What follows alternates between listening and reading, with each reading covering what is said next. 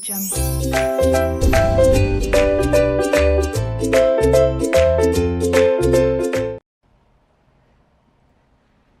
Sir, welcome to all of you.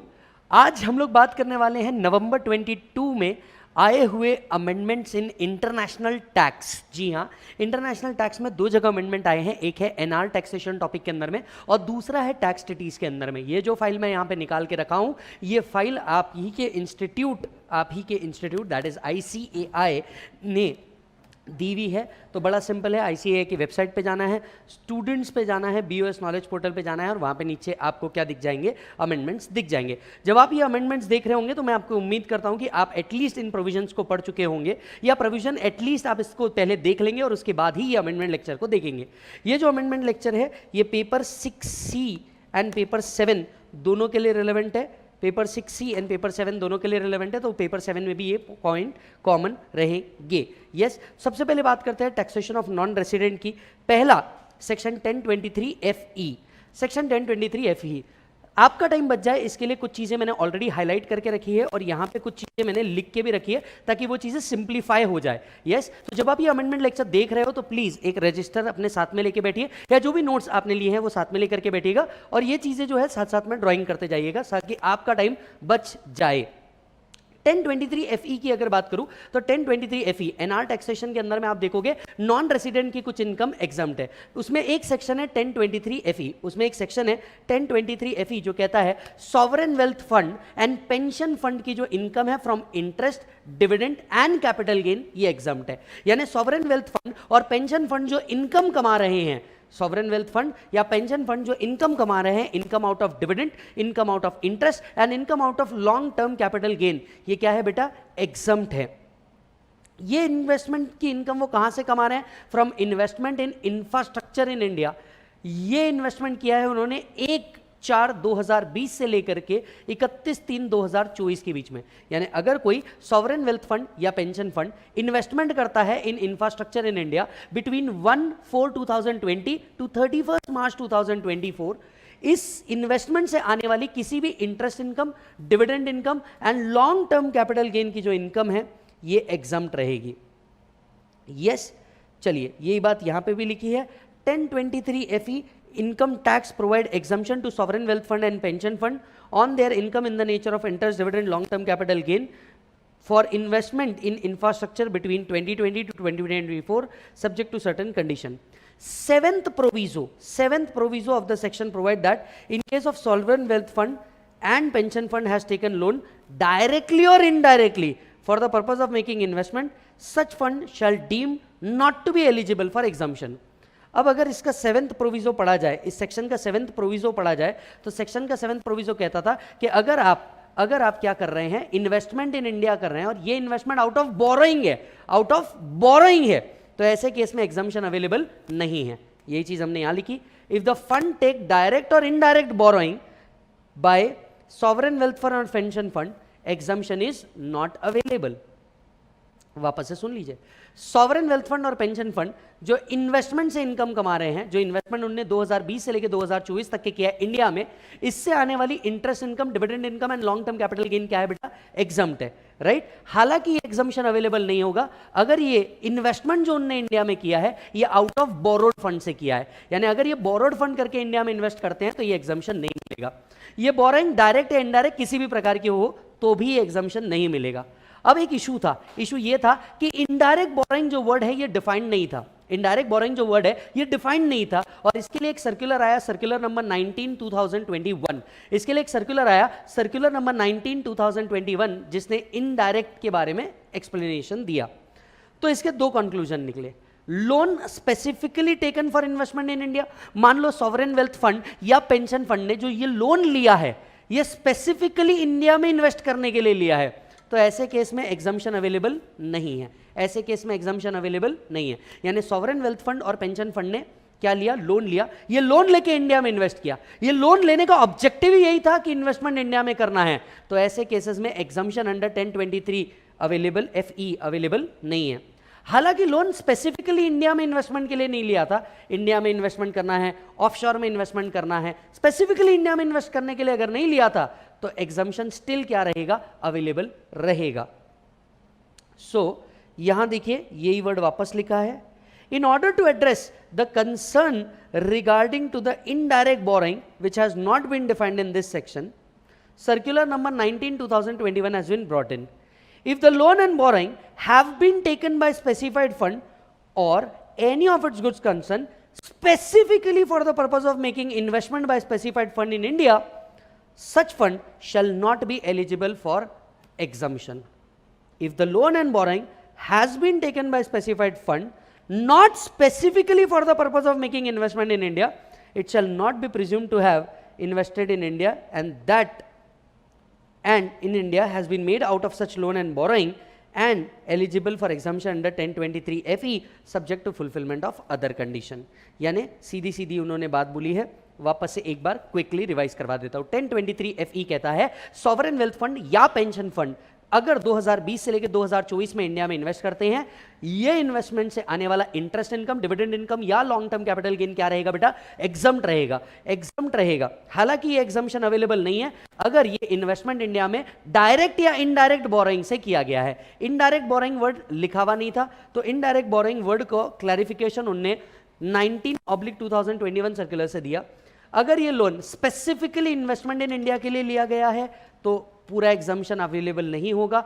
अगर ये specifically India में एग्जाम्शन के लिए नहीं लिया गया या इन्वेस्टमेंट के लिए नहीं लिया गया है तो एग्जाम्शन क्या रहेगा बेटा? अवेलेबल रहेगा. रिक्वेस्ट यू, आप इस चीज को लिखना चाहें तो साथ साथ में लिख लें.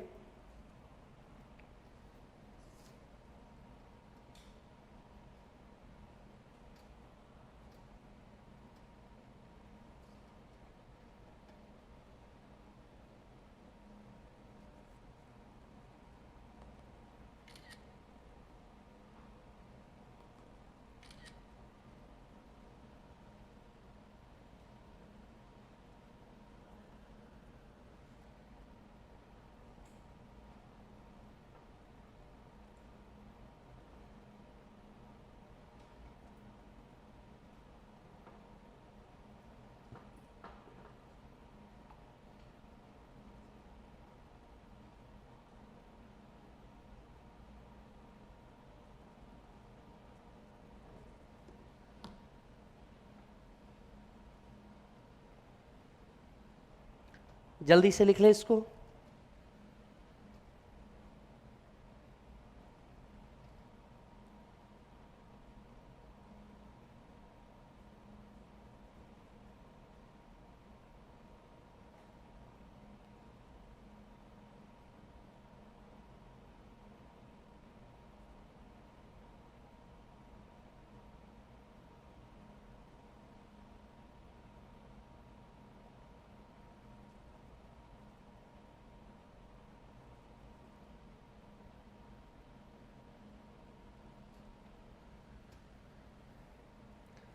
Sovereign wealth fund, pension fund India में इन्वेस्ट करते हैं तो इंटरेस्ट, डिविडेंड और कैपिटल गेन एग्जम्प्ट है. एग्जम्पशन तभी मिलेगा जब ओन इन्वेस्टमेंट हो.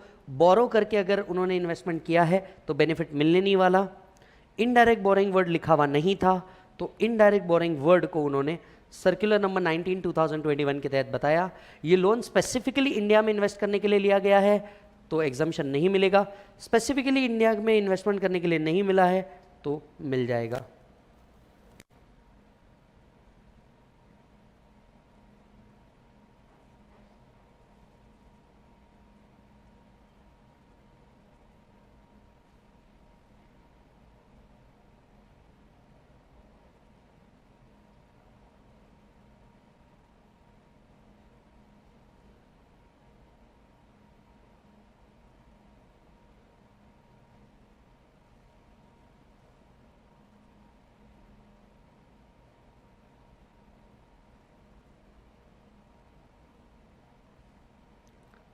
डन.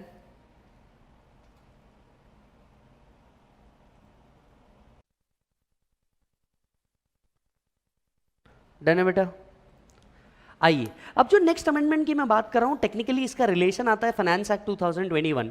फाइनेंस एक्ट 2021 ने एक सेक्शन इंसर्ट किया था, सेक्शन 10(4)D, और इसका कॉन्सिक्वेंशियल अमेंडमेंट आया था 115 एडी के अंदर में। 115 AD concessional rate of tax देता है नॉन रेसिडेंट के लिए, जबकि सेक्शन 10(4) डी एग्जम्पशन प्रोवाइड करता है स्पेसिफाइड फंड को जो इन्वेस्टमेंट कर रहे हैं from investment division of an offshore banking unit से। इसे आसान भाषा में समझाने के लिए आप सबसे पहले मेरे साथ यहां आइए।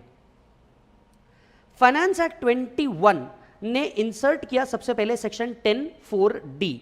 सेक्शन 10(4) डी एग्जम्पशन प्रोवाइड करता है। सेक्शन 10(4) डी क्या करता है? एग्जम्पशन प्रोवाइड करता है for any income received by investment division of an offshore banking unit. अगर ऑफशोर बैंकिंग यूनिट है, राइट, ये इन्वेस्टमेंट डिवीजन के थ्रू इन्वेस्टमेंट करते हैं इंडिया में, तो इनकी इनकम को क्या मिलेगा? एग्जम्पशन मिलेगा। बात समझिए। ऑफशोर बैंकिंग यूनिट, आप इसे आसान भाषाओं में फॉरेन बैंक जो having a branch in India assume कर सकते हो, राइट। सो ऑफशोर बैंकिंग यूनिट है, इसका कोई इन्वेस्टमेंट डिवीजन है जो इस बैंकिंग का पैसा इन्वेस्ट करता है। ऑफशोर बैंकिंग यूनिट का इन्वेस्टमेंट डिवीजन अगर इंडिया में इन्वेस्ट करता है तो एट्रीब्यूटेबल इनकम जो रहेगी, इंडिया से आने वाली जो इनकम रहेगी, ये इनकम क्या हो जाएगी? एग्जम्प्ट हो जाएगी। ये इनकम क्या हो जाएगी? एग्जम्प्ट हो जाएगी। सो कोई भी offshore banking unit, let's say bank of न्यूयॉर्क York investment division in India invest करता है, तो इस इन्वेस्टमेंट से आने वाली जो इनकम रहेगी एग्जम्प्ट रहेगी सेक्शन 10(4) डी में।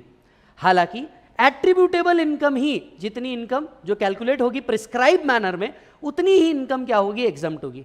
बची हुई जो इनकम रहेगी वो भी कंसेशनल रेट पे टैक्स होगी 115 एडी, और इसके लिए एक सेक्शन इंसर्ट किया गया था 1B इन सेक्शन 115 एडी। एक सेक्शन इंसर्ट किया गया था 1B इन सेक्शन 115 AD।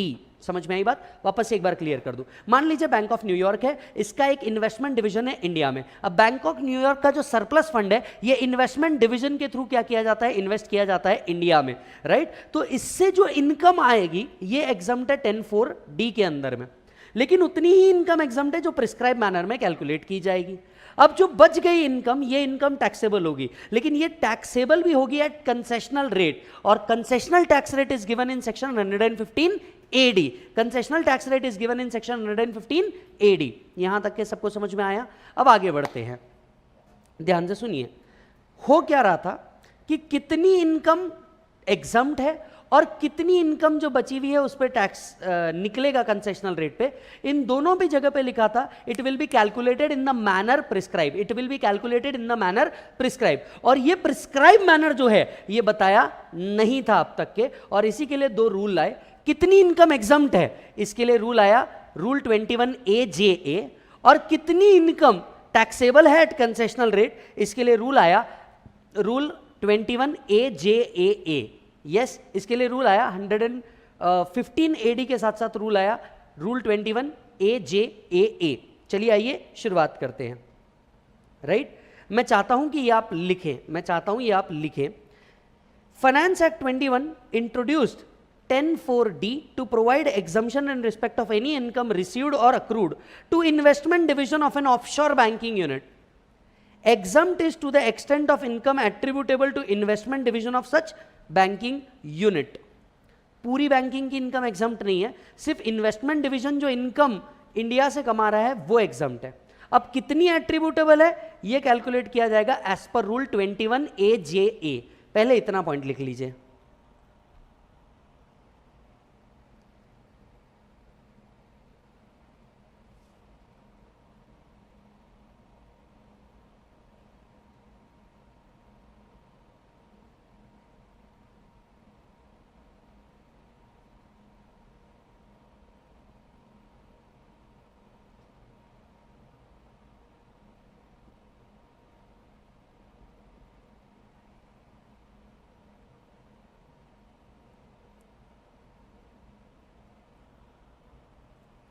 डन है? यानी अगर ऑफशोर बैंकिंग यूनिट का इन्वेस्टमेंट डिवीजन इन्वेस्टमेंट से कोई इनकम कमा रहा है तो ये एग्जम्प्ट है। कितनी एग्जम्प्ट है? यहां लॉ में लिखा था to the manner it may be prescribe. अब ये इनकम कितनी एग्जम्प्ट है इसको निकालने का क्या दे दिया गया है? रूल दे दिया गया है रूल 21AJA। जो बची हुई इनकम है इसके लिए क्या किया गया है? जो बची हुई इनकम है इसके लिए 115 AD 1B इंसर्ट किया गया है। लिख लीजिए।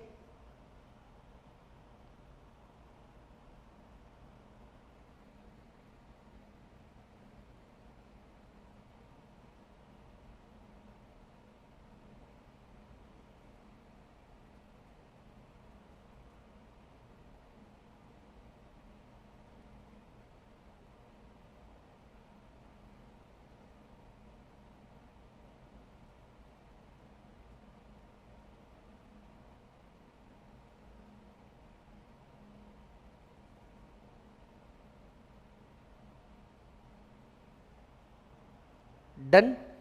सो 115 AD1B inserted that the benefit of concessional tax rate under 115 AD available होगा बची हुई इनकम के लिए. और ये भी कैसे कैलकुलेट किया जाएगा इसका फॉर्मूले के लिए लेके आए रूल 21 AJA. इसके फॉर्मूले के लिए क्या लेके आए? Rule 21 AJA. अब यहां से हम डिटेलिंग करना शुरू करेंगे. यहां से हम डिटेलिंग करना शुरू करेंगे. इस पेज पे आइए मेरे साथ. राइट, इस पेज पे आइए मेरे साथ. सेक्शन 10(4)D, जितना पॉइंट मैंने हाईलाइट करके रखा है मालिक, आप उतना हाईलाइट कर लीजिए, आपका टाइम बच जाएगा बची हुई चीजों को रीड करने के लिए. उतनी मेहनत मैंने आपके लिए कर ली. ध्यान से सुनना. Section 10(4)D provides exemption to specified fund on certain income accrued arise received to the extent such income accrued और received is attributable to investment division of an offshore banking unit computed in a manner prescribed. यानी offshore banking unit को investment division से, investment से जो income आ रही है, ये income क्या रहेगी? एग्जम्प्ट रहेगी. कितनी एग्जम्प्ट रहेगी? यहां लिखा था to be computed in a manner as may be prescribe. Accordingly, Rule 21 AJA has been inserted to provide the manner of computation of exempt income. ये रूल आया और रूल ने क्या दिया? exempt income कंप्यूट करने का फॉर्मूला दिया. नीचे आइए, exempt income कैसे कंप्यूट किया जाएगा इसका फॉर्मूला दिया गया. exempt income of a offshore banking unit is equal to A plus B plus C plus D. A plus B plus C plus D, ये इनका क्या दिया है? फॉर्मूला दिया. ये चारों को जोड़ करके जो इनकम आएगी, इतनी इनकम क्या रहेगी? exempt रहेगी. राइट, इसी चीज को यहां पे भी मैंने लिखा क्योंकि आप लिख रहे हैं तो वही चीज को थोड़ी आसान भाषा में लिखने की कोशिश की. Section 10(4)D provide exemption to specified fund to the extent income is attributable to the investment division of an offshore banking unit. Attributable income is now explained in 21 AJA to be A plus B plus C plus D. लिखते जाइए, आसान भाषा में लिखा है, सिर्फ आपके लिए लिखा है मालिक, और इस वीडियो को आगे फॉरवर्ड करना मत भूलिएगा. लिखते जाइए, या लिख नहीं रहे होंगे और टाइम बचाना है, फोटो ले लीजिए. जब सेल्फ स्टडी कर रहे होंगे तब लिख लीजिएगा.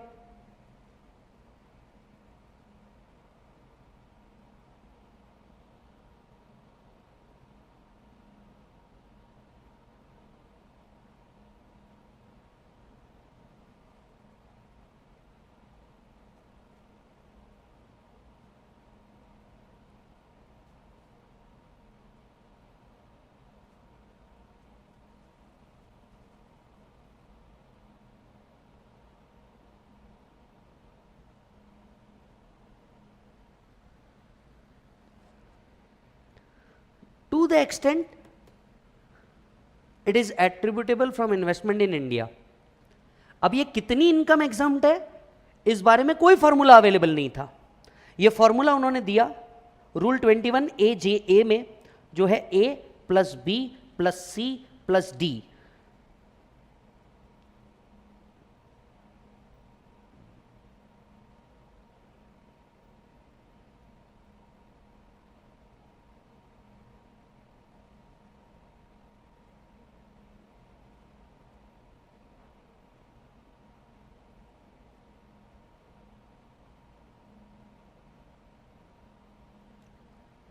डन. अब आप ये पूछेंगे कि सर ये A B C D इस उम्र में भी पढ़ाया जा रहा है? हाँ जी, हाँ पढ़ाया जा रहा है. अब ये A मतलब क्या होगा? A का मतलब होता है बेटा income received as a result from transfer of capital asset referred to in section 47(7) AB. जितनी इनकम 47(7) AB में सिक्योरिटी ट्रांसफर करके आई हो, वो सारी इनकम एग्जम्प्ट कैटेगरी के लिए काउंट की जाएगी. अब आप ये पूछेंगे कि सर वो कौन सी इनकम है? याद करके देखो, 47(7) AB, बॉन्ड, GDR, डेरिवेटिव, ये आपको कैपिटल गेन के अंदर में पढ़ाया जाता है, NR टैक्सेशन में भी पढ़ाया जाता है. आइए मैं आपको याद दिलाता हूं कौन कौन सी इनकम. पहला वो बोल रहा है A मतलब any income received by eligible investment division from transfer of capital asset referred to in section 47. अगर इन सिक्योरिटी को ट्रांसफर करके कोई क्या आया है, इनकम आई है, तो ये इनकम एग्जम्प्ट इनकम के लिए आप काउंट करोगे. क्या क्या ट्रांसफर करना है? Bond of an Indian company transfer करके कोई इनकम आई हो, GDR और GDR ट्रांसफर करके कोई इनकम आई हो आपकी, रूपी डिनोमिनेटेड बॉन्ड ट्रांसफर करके कोई इनकम आई हो, डेरिवेटिव ट्रांसफर करके कोई इनकम आई हो, any other notified security which included the following security listed on recognised stock exchange, जैसे कि foreign currency denominated bond, units of mutual fund, units of business trust, foreign currency denominated equity share या units of alternative investment fund. इनमें से कोई भी security transfer करके income आई हो तो हम इसे ए कैटेगरी का नाम देंगे. मतलब any income which is arise out of transfer of security specified in section 47(7)(ab), bond, GDR. आपको अगर याद हो, इन सिक्योरिटीज को अगर आप आईएफएससी में ट्रांसफर करते हो तो ये इनकम क्या मानी जाती है? एग्जम्प्ट मानी जाती है. बस उन्होंने वो यहां पे उतार के रख दिया. आईएफएससी के थ्रू अगर आप क्या कर रहे हो? बॉन्ड ट्रांसफर कर रहे हो, जीडीआर ट्रांसफर कर रहे हो, yes, rupee denominated bond, derivative, foreign currency denominated bond, units of mutual fund or a business trust, foreign currency denominated equity share या फिर units of alternative investment fund, इनको transfer करके कोई इनकम आई हो तो आप इसे कहेंगे ए. आप इसे कहेंगे A. So income received by eligible investment fund as a result of transfer of capital asset referred to in 47(7)(ab on a recognized stock exchange located in IFSC. अगर ये बॉन्ड यूनिट्स आपने आईएफएससी के अंदर में transfer किए, इससे जो income आई इसे हम कहेंगे A, which is eligible for exemption under 10(4)(d). A लिख लीजिए पहले.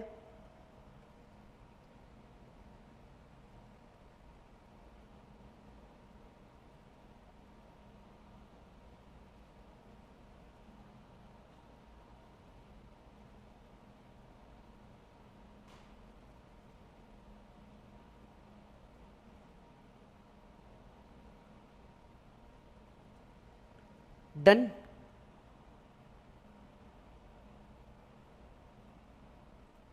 दूसरा, मान लीजिए अगर कोई इनकम अराइज हुई है on transfer of securities other than shares of a company resident in India.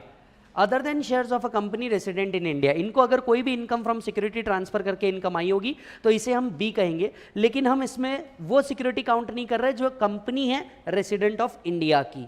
मतलब Indian company, generally Indian company के शेयर्स छोड़ करके बाकी किसी भी सिक्योरिटीज से कोई इनकम आई होगी, इंडियन कंपनी के शेयर्स छोड़ के बाकी किसी भी सिक्योरिटी से कोई इनकम आई होगी तो वो हम कंसिडर करेंगे बी में. Any income received by eligible investment division as a result of transfer of securities held by it other than the shares of company resident in India. मतलब इंडियन कंपनी के shares को छोड़ करके अगर कोई भी और सिक्योरिटीज आपने ट्रांसफर करके कोई इनकम आई होगी, जैसे कि bond of municipal corporation, yes, securities of government issued by Indian government, ऐसी कोई सिक्योरिटीज अगर होगी, इससे कोई इनकम आई होगी तो वो आप एग्जाम्पल लिखना चाहो लिख सकते हो. For example, securities issued by government और बॉन्ड ऑफ इंडियन कंपनी. उन्होंने कहा शेयर्स ऑफ इंडियन कंपनी नहीं चलेगा, बॉन्ड तो चल सकता है, तो उससे कोई इनकम आई होगी. क्योंकि इन्वेस्टमेंट डिवीजन जो होते हैं ऑफशोर यूनिट्स के, वो बहुत सी बार इंडियन कंपनी के बॉन्ड या डिबेंचर में इन्वेस्ट करते हैं. हम इसे सिक्योरिटी की डेफिनेशन में काउंट करते हैं. तो इससे कोई इनकम आई होगी, वो क्या करना पड़ेगा? Add back. मतलब ये जो आप ट्रांसफर कर रहे हैं आईएफएससी में, वो plus income from bonds, government securities जो इंडियन कंपनी के शेयर नहीं है, इससे कोई इनकम आई होगी वो. तीसरा, ये भी लिख लीजिए, यहां पे एक एक चीज लिखते जाइए, साथ साथ में मजा आता रहेगा आपको.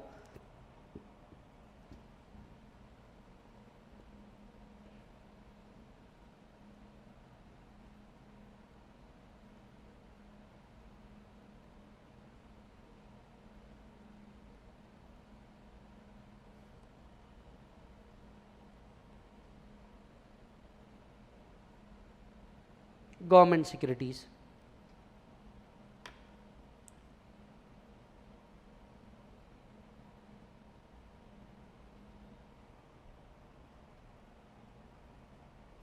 तीसरा, एग्जम्पशन में सी भी कवर होगा. ऐसी इनकम जो उन्होंने अराइज की है on security held by it issued by non resident. ऐसा हो सकता है कि ये जो स्पेसिफाइड फंड है, इनके पास सिक्योरिटी ऑलरेडी पड़ी हो जो नॉन रेसिडेंट ने इशू करी हुई हो. मतलब ये इन्वेस्टमेंट उनका फॉरेन इन्वेस्टमेंट है. फॉरेन इन्वेस्टमेंट अगर है और फॉरेन इन्वेस्टमेंट्स को वो क्या कर रहे हैं? सेल कर रहे हैं, इससे कोई इनकम आ रही है तो ये भी इनकम एग्जम्प्ट कैटेगरी के अंदर में काउंट की जाएगी. ऑब्वियस ही बात है, जब अक्रू और अराइज ही इंडिया के अंदर में नहीं हो रहा है तो इस इनकम को तो क्या मिलना है? एग्जम्पशन मिलना ही मिलना है. Yes.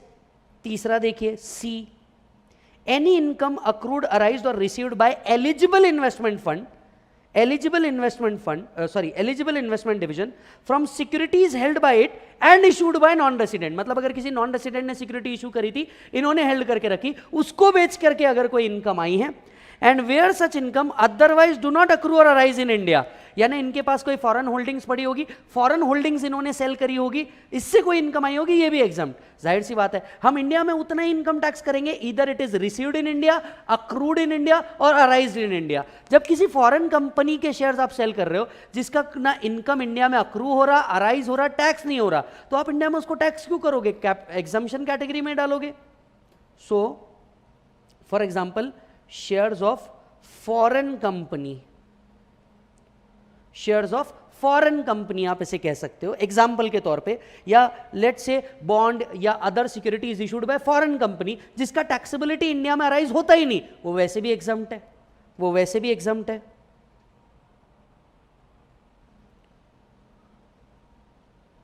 C,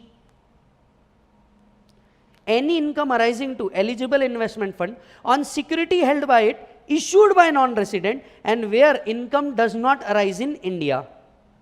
For example, shares of foreign company.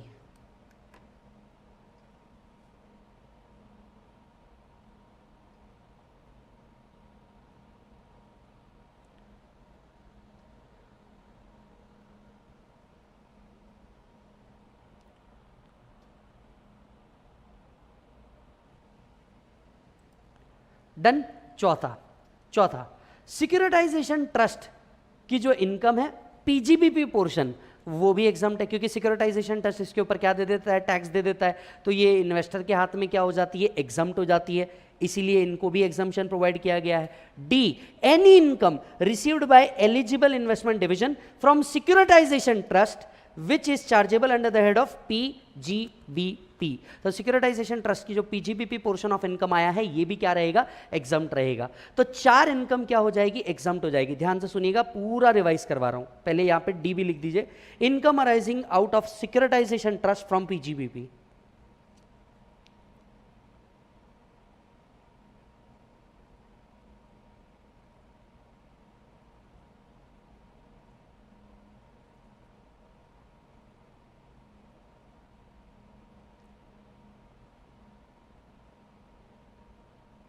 Done है बेटा।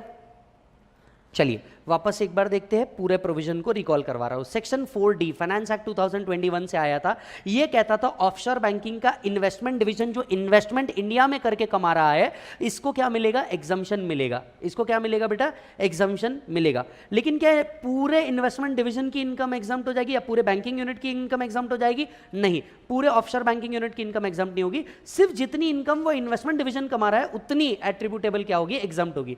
अब कितनी इनकम एग्जम्प्ट होगी इस बारे में कुछ लिखा नहीं था, और इसीलिए रूल 21A को इंसर्ट किया गया, जिसने कहा एग्जम्प्ट इनकम क्या होगा, A plus B plus C plus D, ये चारों इनकम मिलाकर के क्या किया जाएगा, एग्जम्पशन दिया जाएगा। ए मतलब क्या, ये इनकम जो रिसीव्ड हुई है from transfer of security mentioned in 47(7)AB, 47(7)AB के अंदर में bonds of Indian company, GDR of Indian company, रूपी denominated bond, derivative, units of mutual fund, business trust etcetera, जो आईएफएससी में ट्रेड हुए हैं उनको क्या किया गया, स्पेसिफिकली एग्जम्पशन दिया गया है। तो ये इनकम इन्वेस्टमेंट डिवीजन की भी एग्जम्प्ट रहेगी। दूसरा, ऐसी सिक्योरिटीज उन्होंने ट्रांसफर करी जो ऐसी सिक्योरिटीज उन्होंने ट्रांसफर करी which is other than shares of Indian company. अगर other than shares of Indian company से कोई इनकम आती है तो वो क्या है, एग्जम्प्ट है। For example security issued by government, yes. तीसरा, अगर उन्होंने फॉरेन होल्डिंग्स रखी हुई है उसको बेच के कोई इनकम आती है जिसकी टैक्सेबिलिटी इंडिया में नहीं होती, वो भी एग्जम्प्ट है, क्योंकि जब इनकम अक्रू और अराइज और रिसीव ही नहीं हो रही इंडिया में तो इसकी टैक्सेबिलिटी इंडिया में बनती ही नहीं। चौथा, अगर कोई investment income PGBP income proportion आ रहा है किससे, सिक्योरिटाइजेशन ट्रस्ट से, ये एग्जम्प्ट है क्योंकि सिक्योरिटाइजेशन उसके ऊपर क्या दे देता है, टैक्स दे देता है। तो ये चारों इनकम मिलाकर के क्या होगी, एग्जम्प्ट होगी। ऐसा अब उन्होंने कह दिया है, A plus B plus C plus D, ये चारों मिलाकर के क्या बनेगा, एग्जम्प्ट इनकम बनेगा। यस, इसके साथ साथ एक और बात कही है, मान लीजिए ये इनकम एग्जम्प्ट है तो लोग क्या करने की कोशिश करते थे, क्या टैक्स प्लानिंग लगाते थे जिसके कारण ये प्रोविजन को लाना पड़ा। बड़ा इंटरेस्टिंग है, जरा ध्यान से सुनिएगा।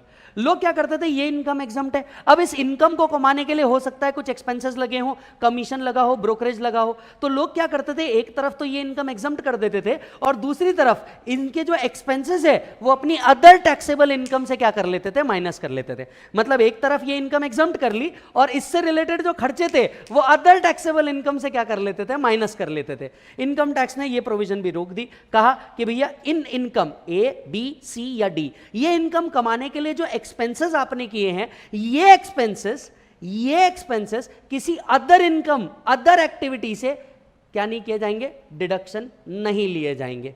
Any expenditure incurred would not be allowed as deduction from the income of any other activity or source under the provisions of the act, irrespective of the fact that such expenditure has not been allowed as deduction.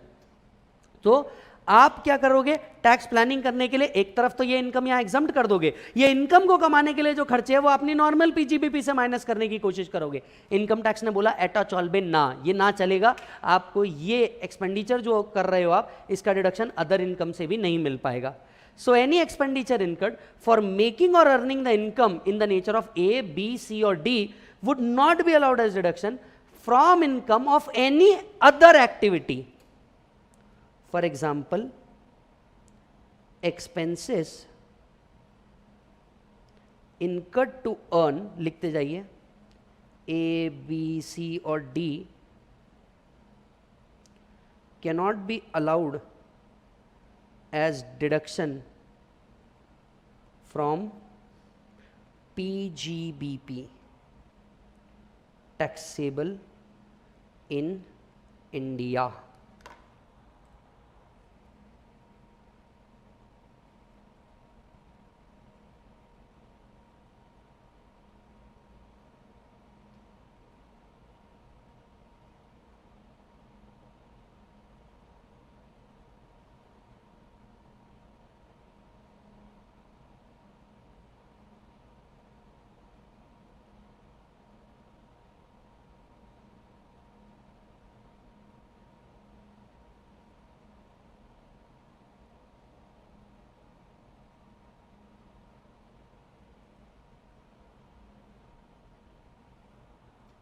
Done है बेटा, चलिए ये done. अच्छा, अब एक responsibility डाली है compliance की। कंप्लायंस का रिस्पॉन्सिबिलिटी ये है, इन्वेस्टमेंट डिवीजन जो होगा इन्हें क्या करना पड़ेगा, एक एनुअली एक स्टेटमेंट सबमिट करना पड़ेगा कि कितनी इनकम एग्जम्प्ट है, उसका कैलकुलेशन दिखाते हुए एक स्टेटमेंट सबमिट करना पड़ेगा। और इसके लिए एक फॉर्म लेके आए हैं, form 10IK। The eligible investment division has to furnish an annual statement of exempt income in the form of 10IK electronically under the digital signature on or before the due date specified under section 139. Return भरने की due date से पहले आपको क्या करना पड़ेगा, ये statement submit करना पड़ेगा। यहाँ पे स्पेसिफाइड फंड का मीनिंग बताया हुआ है। Specified fund means an investment division of an offshore banking unit. Specified fund का मतलब ही investment division of an offshore banking unit, जिसको कैटेगरी 1 फॉरेन पोर्टफोलियो इन्वेस्टर का सर्टिफिकेट ग्रांट हो एंड जो फुलफिल कर रहा हो such other condition as may be prescribe. साथ साथ में नीचे बताया गया है कि अगर 10(4)D का एग्जम्पशन लेना है तो आपको क्या क्या कंडीशन सेटिस्फाई करनी पड़ेगी। अगर किसी भी स्पेसिफाइड फंड को that is investment division of offshore banking unit को एग्जम्पशन लेना है 10(4)D में, तो इन्हें 4 से 5 कंडीशन को सेटिस्फाई करना होगा। ये थियरी वाला पॉइंट मैंने यहां पे शॉर्ट में लिख करके रखा है, बता देता हूं। अगर किसी भी इन्वेस्टमेंट डिवीजन को क्या करना है, एग्जम्पशन क्लेम करना है, they have to maintain a separate books of accounts. यहां पे एक सेपरेट बुक्स ऑफ अकाउंट्स की जरूरत पड़ेगी। They have to get them audited, और इस ऑडिट रिपोर्ट को at least 1 month prior to the date of filing return submit करना पड़ेगा। उनको डिटेल्स रखने पड़ेंगे इनबाउंड रेमिटेंस के, कितने पैसे उन्होंने लेकर के आए और इस पैसे का किस तरीके से यूटिलाइजेशन किया। एक सेपरेट कॉन्ट्रैक्ट नोट, जितने भी कॉन्ट्रैक्ट इन्वेस्टमेंट कॉन्ट्रैक्ट्स जो उन्होंने इंडिया में इन्वेस्ट किए हैं, जिनका कॉन्ट्रैक्ट नोट बनता है, ये कॉन्ट्रैक्ट नोट का सेपरेट डिटेल मेंटेन करना पड़ेगा। और जो भी सिक्योरिटीज कस्टोडियन के पास है, ये सारी सिक्योरिटीज की डिटेल भी मेंटेन करनी पड़ेगी। लास्ट 4 और 5 ये एक्चुअली मेंटेन करने की जरूरत नहीं पड़ती, क्योंकि जितना इन्वेस्टमेंट वो इंडिया में करते हैं इसका कॉन्ट्रैक्ट नोट वैसे ही प्रिपेयर हो जाता। तो ये उन्होंने जनरल पॉइंट दिया है, पहले 3 उनको मेंटेन करने पड़ेंगे, लिख लीजिए साथ साथ में।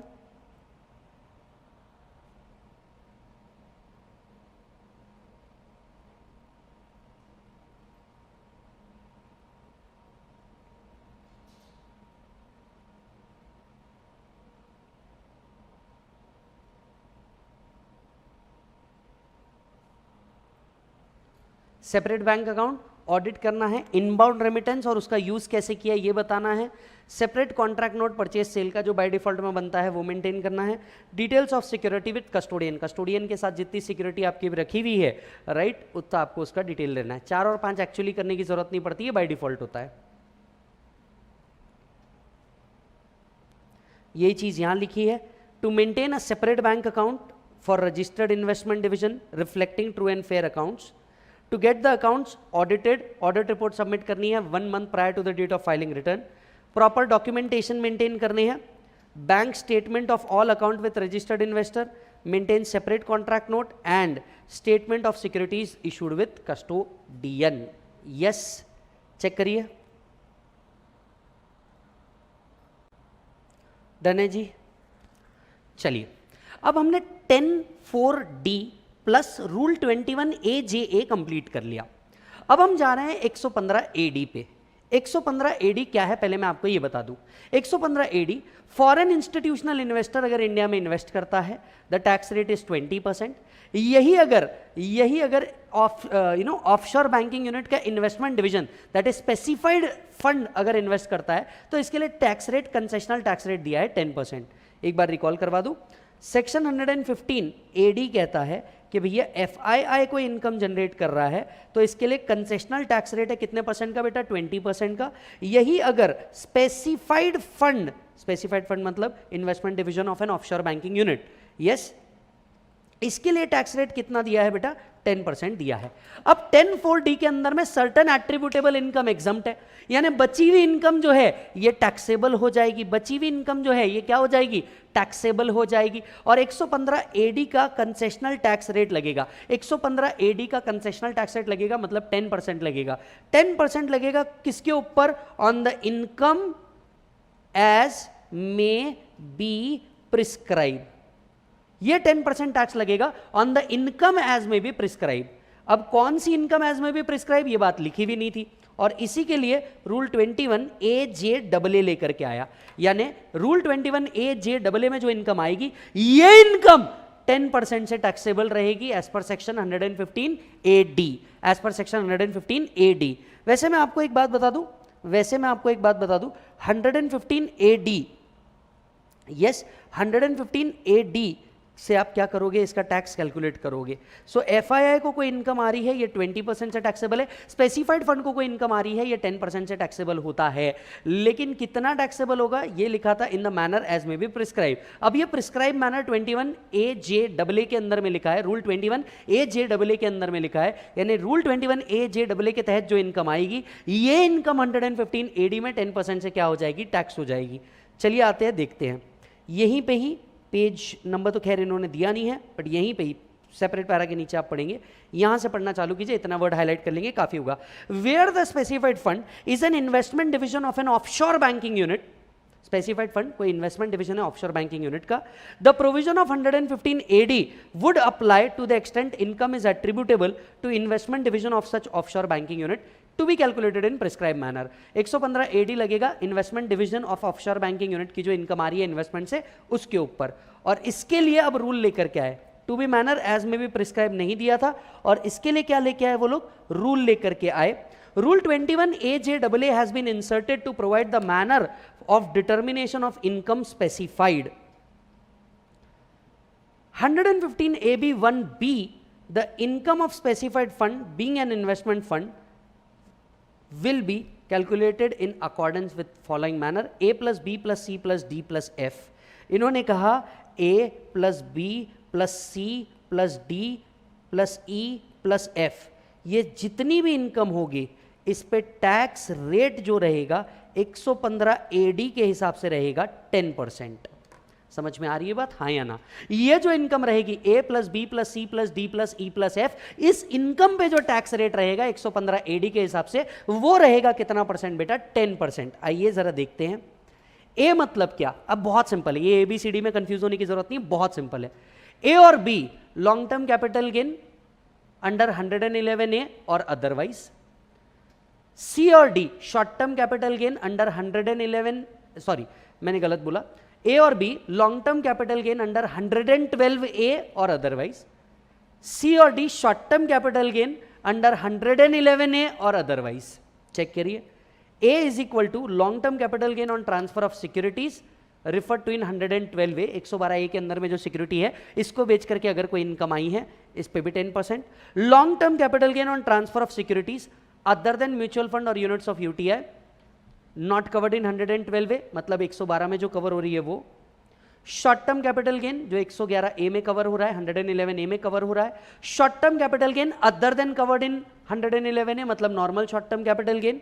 सो ए और बी क्या हो गया, long term capital gain, C और डी क्या हो गया, short term capital gain. Game over, section wise differentiation है ही नहीं, सीधा 10%। E income of securities refer to in section 194 LD. 194 LD में जो सिक्योरिटीज है उसके ऊपर कोई इनकम आई है। अब 194 एलडी में कौन सी सिक्योरिटीज मेंशन्ड है, रूपी डिनोमिनेटेड बॉन्ड से कोई इनकम आई है, गवर्नमेंट सिक्योरिटी से कोई इनकम आई है, म्युनिसिपल डेब्ट सिक्योरिटी से कोई इनकम आई है, ये इनकम क्या काउंट होगी, ई काउंट होगी। मतलब long term capital gain, short term capital gain, income from रूपी denominated bond, government securities, municipal डेब्ट या एनी अदर इनकम जो एग्जम्प्ट नहीं है in 190 any other income other than income of mutual fund and interest under 194 LD and interest under 194 LD। ये दो income को छोड़ के बची हुई और कोई भी इनकम होगी ये भी इनकम स्पेसिफाइड फंड की टैक्सेबल हो जाएगी। यानी स्पेसिफाइड फंड की कौन सी इनकम टैक्सेबल होगी, स्पेसिफाइड फंड की कौन सी इनकम टैक्सेबल होगी, A plus B plus C plus D plus E plus F, बराबर है। जहां पे A एंड B क्या होगा, लॉन्ग टर्म कैपिटल गेन, कुछ भी हो सकता है, ये 112 या 112A का हो सकता है। C एंड D क्या है आपका, शॉर्ट टर्म कैपिटल गेन जो 111A या अदर भी हो सकता है, राइट। E मतलब क्या है, सिक्योरिटीज से जो इनकम आई है, कौन सी सिक्योरिटीज, बॉन्ड ऑफ गवर्नमेंट या सिक्योरिटीज ऑफ गवर्नमेंट से कोई इनकम आई है या म्युनिसिपल डेब्ट सिक्योरिटी से कोई इनकम आई है। F के अंदर में क्या है आपकी, अदर इनकम जो कहाँ कवर नहीं हो रही, म्यूचुअल फंड अंडर 1023D में कवर नहीं हो रही, म्यूचुअल फंड अंडर 1023D में कवर नहीं हो रही, या इंटरेस्ट जो 194 LD में कवर नहीं हो रहा, वो वाली इनकम। ये सारी इनकम को हम पकड़ेंगे, A plus B plus C plus D plus E plus F, ये सारी इनकम को पकड़ेंगे। ये इनकम 115 AD में टैक्स होगी एट द रेट ऑफ 10%। ये इनकम 115 AD में टैक्स होगी at the rate of 10%। So जरा ध्यान से सुनिएगा, स्पेसिफाइड फंड, ठीक है, स्पेसिफाइड फंड जिसका मीनिंग होता है investment division of offshore banking unit, बराबर है। इसकी इनकम एग्जम्प्ट है अंडर सेक्शन 10(4)D। कितनी इनकम एग्जम्प्ट है, इसका मैनर लिखा हुआ है रूल 21AJA के अंदर में, which is simply A plus B plus C plus D. ऐसा ही कुछ था क्या, जरा देखना वाला, A plus B plus C plus D, बराबर है। अच्छा, इसके बाद की इनकम जो आपकी बैलेंस इनकम रहेगी, ये बैलेंस इनकम टैक्स होगी। टैक्स रेट 115 AD में लिखा है कितना परसेंट, 10%। अब कितनी इनकम टैक्स होगी, ये चीज कहां लिखी है, रूल 21AJ के अंदर में।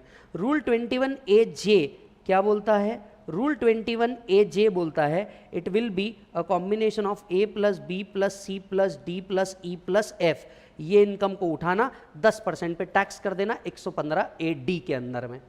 Are you getting my point, yes और नो? मजा आ रहा है? अब तक आपने अपने दोस्तों को नहीं भेजा, चैनल को सब्सक्राइब नहीं किया, बेल आइकन को नहीं दबाया, ऐसे ही सब बोला जाता है तो मैं भी बोल रहा हूं। यस सर, अमेंडमेंट है, अमेंडमेंट है एंड इसके ऊपर स्पेसिफिकली अब तक के कोई एग्जाम्पल आपके मॉड्यूल में भी नहीं दिया है, ना अवेलेबल है। तो मेरे हिसाब से हाल फिलहाल में अगर पूछेगा भी तो इसके ऊपर थ्योरेटिक क्वेश्चन पूछना चाहिए, मुझे ऐसा लगता है। यस, लिखना चाहते हो ये भी लिख दो। डन हो गया बेटा ये? चलिए, अब अगर आप देखेंगे कुछ और दो कंडीशन दी है, यहां पे भी वही पॉइंट वापस से रिपीट किया गया है कि भैया इससे रिलेटेड जो एक्सपेंडिचर है इसको आप अपनी दूसरी इनकम से क्या नहीं कर सकते, अदर इनकम से सेट ऑफ नहीं कर सकते। दूसरा, एक और वही पॉइंट वापस से रिपीट किया गया है कि भैया इन्हें भी एनुअल स्टेटमेंट देना होगा 10IK के अंदर में, इलेक्ट्रॉनिकली एंड डिजिटल सिग्नेचर के साथ, ऑन और before the due date of filing, ROI, खत्म विषय, राइट। एक और एग्जाम्पशन है 10(4)E, जहां पे क्या आया है, चेंजेस आए हैं। राइट। ये चेंजेस जो आए हैं ये नोटिफिकेशन नंबर 12 2021 के तहत आए हैं। पॉइंट क्या है 10(4)E के अंदर में मैं आपको बता देता हूं, आप पॉसिबल है तो यहीं पे लिख लीजिए। अगर कोई नॉन रेसिडेंट है, ये ट्रांसफर करता है non deliverable forward contract. Yes, कोई नॉन डिलीवरेबल फॉरवर्ड कॉन्ट्रैक्ट्स है जो एक्सचेंज रेट मैच्योरिटी पे बनता है वो। सो अगर कोई नॉन डिलीवरेबल फॉरवर्ड कॉन्ट्रैक्ट है, सीधे शब्दों में फॉरवर्ड कॉन्ट्रैक्ट, यानी अगर कोई नॉन रेसिडेंट है ये फॉरवर्ड कॉन्ट्रैक्ट एंटर करता है, किसके साथ एंटर करता है? ऑफशोर बैंकिंग यूनिट जो आईएफएससी में है। मतलब ऑफशोर बैंकिंग यूनिट आईएफएससी में है, ये ऑप्शन देता है कि आप फॉरवर्ड कॉन्ट्रैक्ट एंटर कर सकते हो। और ऐसा नॉन रेसिडेंट क्या करता है? फॉरवर्ड कॉन्ट्रैक्ट में एंटर करता है। फॉरवर्ड कॉन्ट्रैक्ट में एंटर करके कोई इनकम अराइज हुई है, ये इनकम एग्जम्प्ट रहेगी अंडर सेक्शन 10(4)E। यानी अगर ऑफशोर बैंकिंग यूनिट आपको ऑप्शन देता है कि आप हमारे साथ फॉरवर्ड कॉन्ट्रैक्ट्स में एंटर कर सकते हो, आप उनके साथ फॉरवर्ड कॉन्ट्रैक्ट में एंटर करते हो, आप हो नॉन रेसिडेंट, तो ऐसे नॉन रेसिडेंट की इनकम क्या रहेगी? एग्जम्प्ट रहेगी अंडर सेक्शन 10(4)E। और एग्जम्प्ट तभी रहेगी जब कुछ कंडीशन सेटिस्फाई होती है। ये कंडीशन लिखी हुई नहीं थी और यही कंडीशन नोटिफिकेशन के तहत बता दी गई है। Yes, so non resident transfer non deliverable forward contract entered with an offshore banking unit is exempt under section 10(4)E। ये सिंपल सा प्रोविजन है कि नॉन रेसिडेंट जब कोई फॉरवर्ड कॉन्ट्रैक्ट एंटर करता है ऑफशोर बैंकिंग यूनिट के साथ, इसमें अगर कोई इनकम अराइज होती है तो ये इनकम क्या है? एग्जम्प्ट है अंडर सेक्शन 10(4)E। यही चीज यहां लिखी है, एनी इनकम अक्रूड और अराइज और received by non resident as a result of transfer of non deliverable forward contracts with an offshore banking unit in IFSC would be exempt subject to fulfillment of certain condition। Condition number 1 क्या है? ये non deliverable forward contract offshore banking unit के साथ किया गया हो, ऐसा offshore banking unit जो सर्टिफिकेट ऑफ रजिस्ट्रेशन होल्ड करता है अंडर IFSC बैंकिंग रेगुलेशन। दूसरा, it has not entered into by non resident through और on behalf of P in India. ये कोई पी इन इंडिया के बिहाफ पे किया गया कॉन्ट्रैक्ट नहीं है, नॉन रेसिडेंट ने खुद का कॉन्ट्रैक्ट किया हुआ है। पीई इन इंडिया, उसके कोई पीई इन इंडिया के बिहाफ पे किया गया कॉन्ट्रैक्ट नहीं, इंडिविजुअल कॉन्ट्रैक्ट है, तो ये इनकम क्या हो जाएगी? एग्जम्प्ट हो जाएगी। और इसी के एग्जम्पशन के लिए क्या दी गई है? यहां से एरो कीजिए। इसी के एग्जम्पशन के लिए क्या दी गई है? कुछ कंडीशन दी गई है। कितनी कंडीशन दी गई है? ये 2 कंडीशन दी गई है, 1 और 2।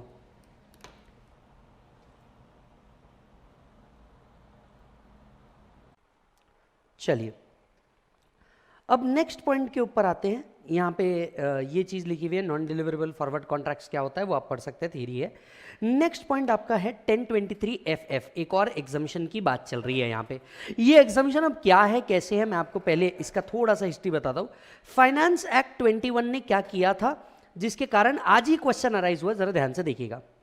स्पेसिफाइड फंड्स होते हैं, आप हाल फिलहाल में इसे म्यूचुअल फंड की तरह देखिए, जिसके अंदर में बहुत सारे नॉन रेसिडेंट क्या करते हैं? इन्वेस्टमेंट करते हैं। आप इसे फॉरेन म्यूचुअल फंड हाल फिलहाल में क्या कीजिए, समझिए, राइट। इसे कुछ इस तरह से समझिए कि एक फॉरेन म्यूचुअल फंड है।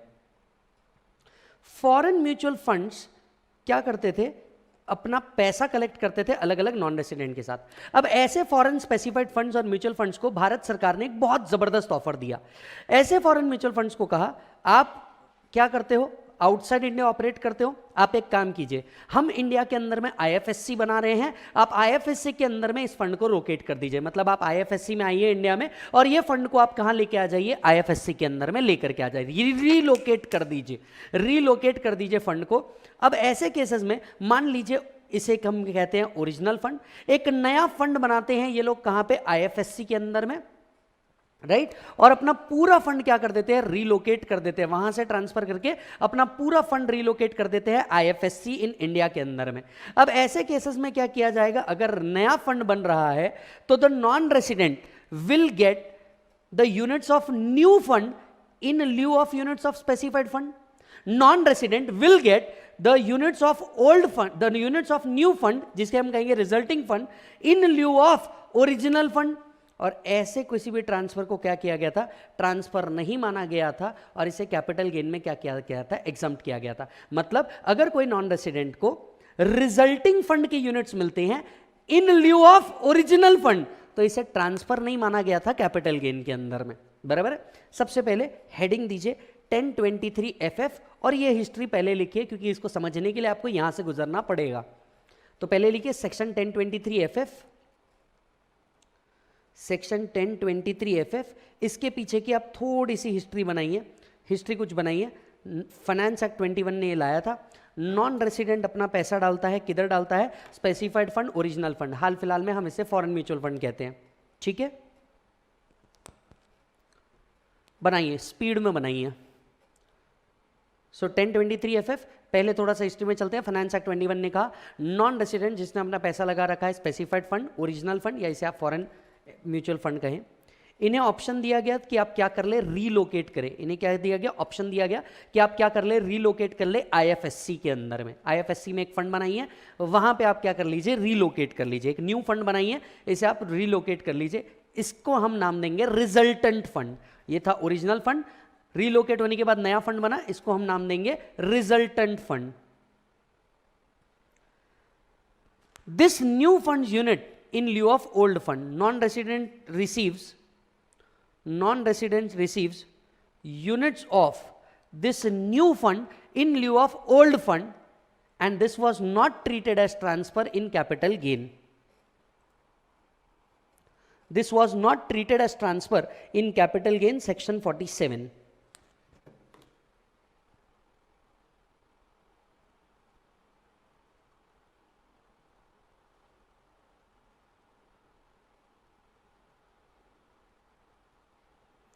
यस, बराबर है।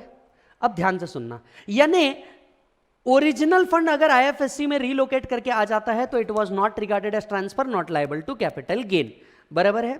अब रिजल्टेंट फंड आ गया। रिजल्टेंट फंड क्या करता था? रिजल्टेंट फंड इंडियन कंपनी में शेयर्स होल्ड करता था। रिजल्टेंट फंड क्या करता था? इंडियन कंपनी या कंपनी रेसिडेंट इन इंडिया, इनमें क्या करता था? सिक्योरिटीज होल्ड करता था।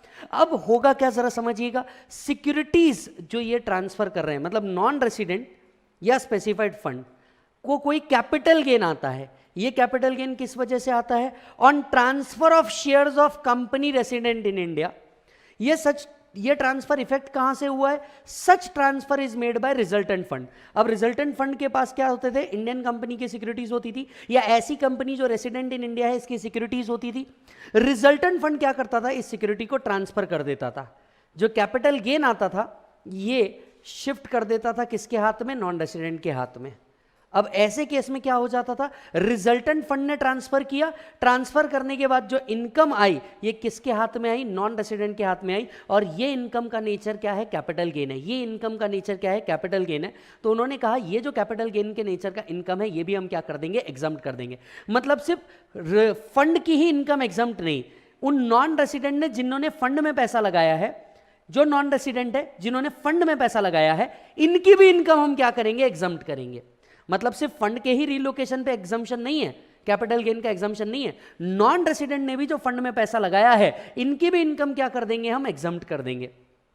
सो नॉन रेसिडेंट और specified fund earned capital gains from transfer of shares of company resident in India. ये ट्रांसफर किसके थ्रू हुआ है? सच transfer is made by resultant fund. ये जो नया रिजल्टेंट फंड बना था, अब रिजल्टेंट फंड क्या करता था? इंडियन कंपनीज में इन्वेस्ट करता था। अब रिजल्टेंट फंड ने क्या किया? ट्रांसफर किया। रिजल्टेंट फंड ने क्या किया? ट्रांसफर किया। गेन आया, ये गेन उसने क्या कर दिया? डिस्ट्रीब्यूट कर दिया नॉन रेसिडेंट को, और नॉन रेसिडेंट के हाथ में क्या अराइज हो गया? कैपिटल गेन अराइज हो गया। नॉन रेसिडेंट के हाथ में क्या हो गया? कैपिटल गेन अराइज हो गया। ये कैपिटल गेन भी क्या है? एग्जम्प्ट है। अब कितना एग्जम्प्ट है इस बारे में क्लैरिटी नहीं थी। यहां पे लिखिए, नॉन रेसिडेंट और specified fund earned capital gain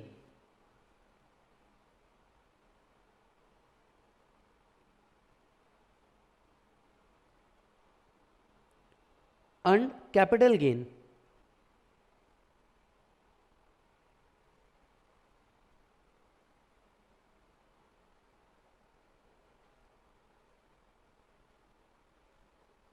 from transfer of shares of company resident in India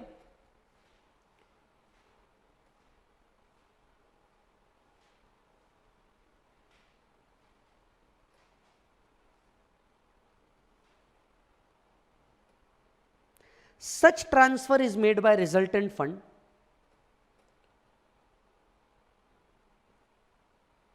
such transfer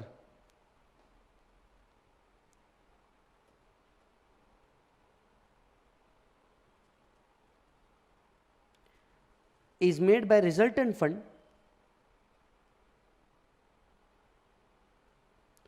the income is exempt, that is capital gain. Capital gain is exempt to the extent unit held by such non-resident.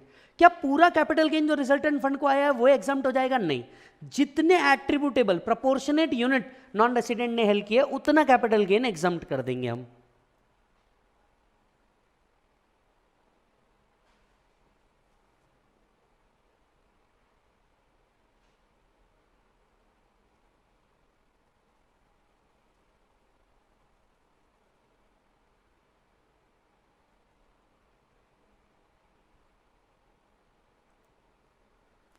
Correct. अब exempt कितना होगा इस बारे में कोई clarification नहीं था. Exempt income कैसे निकलेगी इस बारे में कोई क्लैरिटी नहीं थी. और इसी के लिए क्या किया गया? रूल 2DD इंसर्ट किया गया. इसी के लिए क्या किया गया? रूल 2DD इंसर्ट किया गया. और रूल 2DD के तहत exemption is A into B divided by C. आप भी बोलोगे सर क्या अमेंडमेंट आया, मतलब सब ABCD पढ़ाए जा रहे हो सर. बात सिंपल है, उन्होंने फॉर्मूला ही कुछ वैसा दिया है. कितना एग्जाम्प्ट होगा? A into B divided by C. So they inserted rule 2DD A into B divided by C. अब ये A, B और C और D का मतलब क्या है? A stands for the capital gain. जितना कैपिटल गेन आपको अराइज हुआ है, that is proportionate capital gain जो अराइज हुआ है रिजल्टेंट फंड को, उतना. Into B, that is average of daily asset under the management of specified fund held by non resident from the date of acquisition to the date of transfer. ये जो fund होते हैं इनके इनकी details आती है एवरेज डेली असेट और total daily asset. इनकी डिटेल्स मेल पे आती है, तो वहां से आपको डिटेल मिल जाएंगे. Average of daily asset under the management of specified fund, जिस दिन से सिक्योरिटी एक्वायर किया उस दिन जब तक सिक्योरिटी ट्रांसफर किया तब तक का average daily asset, divided by average of daily total asset. Average of daily total asset under the management of specified fund held by non resident from the date of acquisition to the date of transfer. From the date of acquisition to the date of transfer. यानी average of daily asset divided by average of total asset. यहाँ average of daily asset कितना लेना है? जितना non resident ने held किया. यहाँ total जो नॉन रेसिडेंट ने हेल्ड किया, किसी अदर ने हेल्ड किया, सब. ये डिटेल ऑनलाइन वैसे भी अवेलेबल होता है. अगर प्रॉब्लम आता है एग्जाम में तो बाय डिफॉल्ट में ये अवेलेबल होगा. चेक करिए 1023 FF. ध्यान से पढ़िएगा. Exempt any income in the nature of capital gain. कौन सी इनकम एग्जम्प्ट है भैया? कैपिटल गेन एग्जम्प्ट है. अराइजिंग और रिसीव्ड बाय नॉन रेसिडेंट. किसके हाथ में रिसीव की गई? नॉन रेसिडेंट या स्पेसिफाइड फंड के हाथ में. Which is on account of transfer of shares of company resident in India. जो किस वजह से आई है capital gain? Transfer of shares of company resident in India by resultant fund और स्पेसिफाइड फंड. ये ट्रांसफर किसने इफेक्ट किया है? रिजल्टेंट फंड और स्पेसिफाइड फंड ने. To the extent attributable by units held by non resident. कितना exemption का प्रकार बता रहे? To the extent it is held by non resident. कैसे निकालेंगे? Such manner as may be prescribe. Such share where transferred from original fund to, और ये shares कौन से शेयर्स की हम बात कर रहे हैं? जो ओरिजिनल फंड ने किसको ट्रांसफर किए हैं? रिजल्टेंट फंड को ट्रांसफर किए हैं. Such share where transferred from original fund और from a special purpose vehicle to resultant fund. कैसे ट्रांजैक्शन में? रीलोकेशन में ट्रांसफर हुए हुए. रीलोकेशन में ट्रांसफर हुए हुए. तो इनका इनकम एग्जाम्प्ट रहेगा और इसीलिए रूल 2DD इंसर्ट किया गया. अब कितना एग्जाम्प्ट रहेगा? A into B divided by C. जहां A मतलब capital gain income, B into average of daily asset under the management of specified fund, C average of total asset under the management of specified fund from the date of acquisition to the date of transfer. Sir asset held under the management का मतलब क्या होता है? Closing balance of the asset, closing balance of the value of asset as on the specified date. इन्हें भी क्या करना होगा? एक एनुअल स्टेटमेंट सबमिट करना होगा in form 10II electronically under with digital signature. Yes, ये फॉर्म इन्हें कब तक देना होगा? ऑन और before the due date specified under section 139. Yes,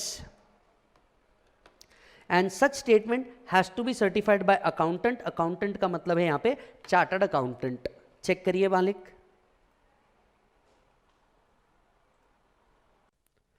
चलिए अब आगे बढ़ते हैं. अब हम आते हैं लास्ट अमेंडमेंट के ऊपर। लास्ट अमेंडमेंट तो और मज़ेदार है, सुनने में आपको थोड़ा सा और मज़ा आएगा। आई होप ये जो अमेंडमेंट आप लास्ट वाला पढ़ रहे हैं, इस अमेंडमेंट को पढ़ने से पहले आपने इंटरप्रिटेशन ऑफ टैक्स ट्रीटीज नाम का टॉपिक ज़रूर पढ़ लिया होगा, जो पेपर 7 और पेपर 6C के अंदर में कॉमन है। इस लास्ट चीज़ को समझने से पहले मैं आपको कुछ और चीज़ें समझा रहा हूँ, पहले ये समझ लीजिए, फिर आपको ज़्यादा मज़ा आएगा। यस, सबसे पहले मैं चलता हूँ इंटरनेशनल लॉ हिस्ट्री जहाँ से क्रिएट हुई वहाँ पे, दैट इज़ वियना कन्वेंशन। आपको interpretation of tax treaty topic के अंदर में एक टॉपिक है वियना कन्वेंशन, जो आपको अलग अलग लॉज बताता है इंटरनेशनल लॉज से रिलेटेड। यस, वियना कन्वेंशन को मदर सोर्स माना जाता है इंटरनेशनल लॉ के लिए। यस, वियना कन्वेंशन के आर्टिकल 34 से लेकर के 36 तक के आपके rights and obligation created on third party बताया जाता है, जिसका आर्टिकल नंबर 34 कहता है, राइट, जिसका आर्टिकल नंबर 34 कहता है कि नो राइट्स और obligation can be created on third party without its consent. मतलब मान लीजिए इंडिया और पाकिस्तान के बीच में अगर कोई ट्रीटी हो रही है, तो ना कोई राइट्स ना ही कोई ऑब्लिगेशन बांग्लादेश पे क्रिएट किया जा सकता है without the consent of Bangladesh. बराबर है। इन शॉर्ट, तेरे मेरे बीच में थर्ड पार्टी का क्या काम है, और अगर थर्ड पार्टी के ऊपर हम कोई राइट या ऑब्लिगेशन क्रिएट कर रहे हैं, तो ऐसे केस में third party that is Bangladesh का क्या करना होगा, हमें कंसेंट लेना जरूरी होगा। वैसे वियना कन्वेंशन को इंटरनेशनल लॉ का सोर्स जरूर माना जाता है, but India is not a signatory to Vienna convention. हालांकि India is guided by the principles of Vienna convention, and that's why आपके इंटरनेशनल टैक्स सब्जेक्ट के अंदर में भी क्या किया गया है, वियना कन्वेंशन को इंसर्ट किया गया है। अब वियना कन्वेंशन का आर्टिकल नंबर 34 कहता था नो राइट्स और obligation can be created without its consent. मतलब हम थर्ड पार्टी के ऊपर ना कोई राइट्स क्रिएट कर सकते, ना ऑब्लिगेशन क्रिएट कर सकते विदाउट इट्स कंसेंट। यहां तक का पॉइंट क्लियर है। चलिए, मैं चाहता हूं आप ये लास्ट वाला पार्ट मेरे साथ लिखे, इतना पहला पार्ट जरूर लिखे, that Vienna convention is the source to international law. India is not a signatory but guided by the Vienna law. Article number 34, no rights and obligation can be created without the consent of third party। इतना पहले लिख लीजिए, आगे की बात और समझाता हूं।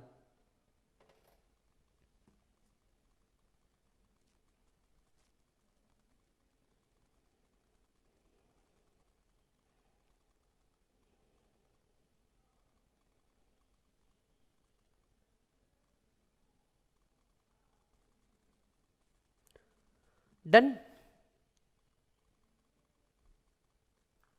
चलिए, so India is guided by the Vienna convention. अब होता क्या है जरा समझिए, होता क्या है समझिए।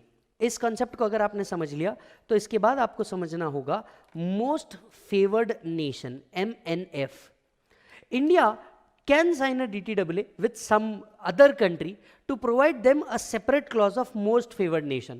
DTAAs जो बनते हैं, ध्यान से सुनिएगा, DTAAs जो बनते हैं ये जनरली नॉर्मल DTAAs बनते हैं, बट सम कंट्रीज जिसके साथ हमारे संबंध बहुत अच्छे होते हैं, इसको हम MNF का दर्जा भी दे देते हैं। उसमें एक और क्लॉज निकालते हैं मोस्ट फेवर्ड नेशन का।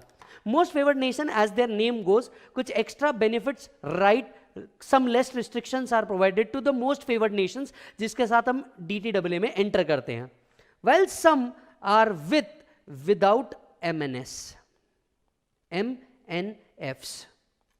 so DTAAs जो बनते हैं, इनमें कई DTAAs में MNFs का क्लॉज होता है, that is most favoured nation का क्लॉज होता है। जाहिर सी बात है हम इन्हें ज्यादा फेवर करते हैं, ज्यादा बेनिफिट, ज्यादा राइट्स प्रोवाइड करते हैं, और कुछ के साथ हमारा DTAA होता है जिनको हम DTAA तो रखते हैं बट मोस्ट फेवर्ड नेशंस का दर्जा नहीं देते।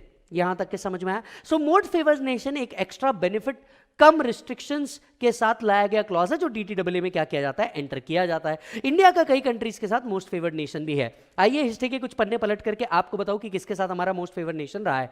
1996 के अंदर में हिंदुस्तान ने पाकिस्तान को मोस्ट फेवर्ड नेशन का दर्जा दिया था। जी हाँ, 1995-96 के अंदर में हिंदुस्तान ने पाकिस्तान को मोस्ट फेवर्ड नेशन का कंसेप्ट दिया, जिसके तहत बहुत सारे बेनिफिट्स और राइट्स पाकिस्तान को दिए गए under the international taxation law. लेकिन एज अगेंस्ट दैट उन्होंने कभी भी हमें मोस्ट फेवर्ड नेशन का दर्जा नहीं दिया। एज अगेंस्ट दैट उन्होंने कभी भी हमें मोस्ट फेवर्ड नेशन का दर्जा नहीं दिया।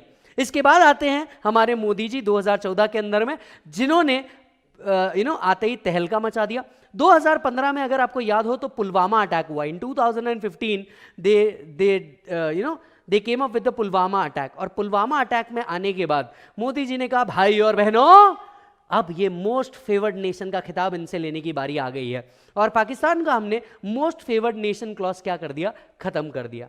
यस, सो आज का अगर स्टेटस बताया जाए, पाकिस्तान मोस्ट फेवर्ड नेशन के अंदर में नहीं आता, इंडिया के गुड बुक्स के अंदर में नहीं आता, जब से पुलवामा अटैक हुआ है उसके बाद से। नाउ मोस्ट फेवर्ड नेशंस के साथ साथ अब समझते हैं ये जो लॉ है, ये जो अमेंडमेंट है, कैसे आया। सबसे पहले हमने ये समझा कि वियना कन्वेंशन का आर्टिकल नंबर 34 टू 37 बताता है ना कोई राइट्स ना कोई ऑब्लिगेशन थर्ड पार्टी पे क्रिएट किए जा सकते हैं, ना राइट्स ना ऑब्लिगेशन थर्ड पार्टी पे क्रिएट किए जा सकते हैं विदाउट इट्स कंसेंट।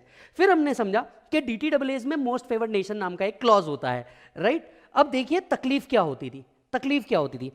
मान लीजिए, मैंने एग्जाम्पल भी यहां पे लिख के रखा है, मान लीजिए ये क्लॉज जो हम पढ़ने जा रहे हैं किस रिगार्ड्स में है। मान लीजिए इंडिया एंटर करता है एक ट्रिटी विथ दुबई, दुबई के साथ हम एक ट्रिटी में एंटर करते हैं, राइट, जहां पे हमने टैक्स रेट लिख दिया 20% on FTS, that is fees for technical services. Clear है? हियर एंड आफ्टर हम इसे कहेंगे agreement number 1, here and after हम इसे कहेंगे अग्रीमेंट नंबर 1, बराबर है, अग्रीमेंट नंबर 1, या इसे अलग शब्दों में कहा जा सकता है ट्रीटी 1 विथ सेकेंड पार्टी। हम इसे क्या कहेंगे, ट्रीटी 1 विथ सेकेंड पार्टी, बराबर है। First party is India, second party is Dubai. ये हो गए हमारे फर्स्ट पार्टी और दुबई क्या हो गया हमारे सेकंड पार्टी। बड़ा आसान है, जरा ध्यान से समझने की कोशिश करना। तो इंडिया और दुबई ने अगर ट्रीटी के अंदर में एंटर किया तो इंडिया को हम कहेंगे फर्स्ट पार्टी और दुबई को कहेंगे सेकंड पार्टी। सो इंडिया ने जब सेकंड पार्टी के साथ कोई ट्रीटी बनाया, इस ट्रीटी के अंदर में टैक्स रेट लिख दिया 20% फॉर द FTS। मतलब अगर कोई फीस फॉर टेक्निकल सर्विसेज का इनकम आता है नॉन रेसिडेंट को, तो ऐसे केस में इसके ऊपर टैक्स रेट कितना लगाया जाएगा, 10% लगाया जाएगा, बराबर है। अब इंडिया क्या कर देता है, एंटर कर देता है treaty with some another country. Let's say India enter कर देता है ट्रीटी विद थाईलैंड। अब ऐसे केस में इसे क्या कहा जाएगा, थर्ड पार्टी, बराबर है। अब इसे क्या कहा जाएगा, थर्ड पार्टी। इंडिया इसी बीच में क्या कर देता है, एंटर कर देता है थाईलैंड के साथ, लेकिन थाईलैंड को which is also a OECD member, suppose ये जो थर्ड पार्टी है ये भी कौन रहता है, OECD मेंबर रहता है। सपोज कर लीजिए ये थर्ड पार्टी भी कौन रहता है, OECD मेंबर्स रहता है।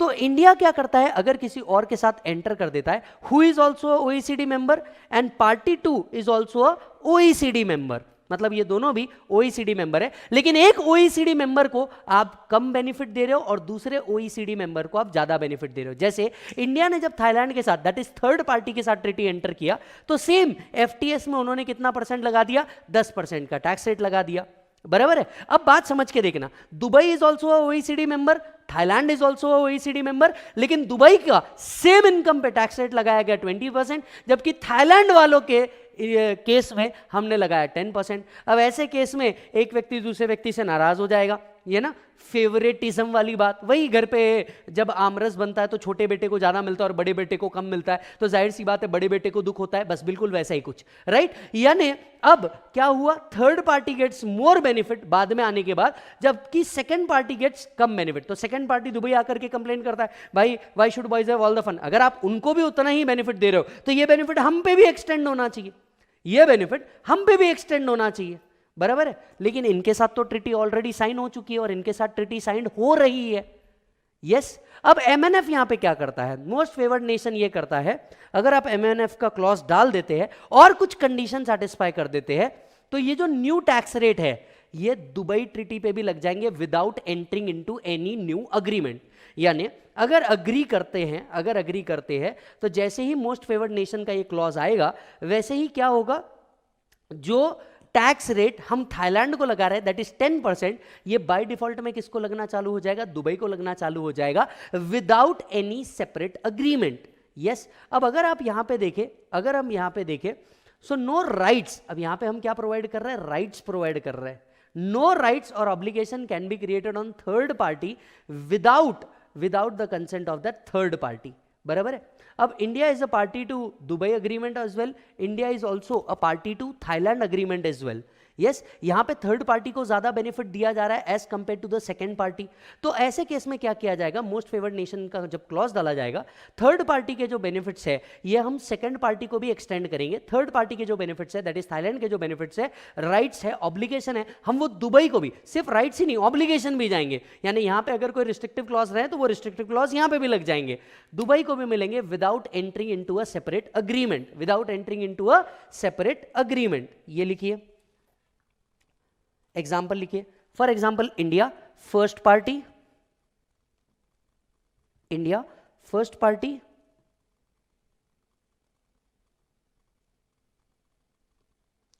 enters into treaty with Dubai, enters into treaty with Dubai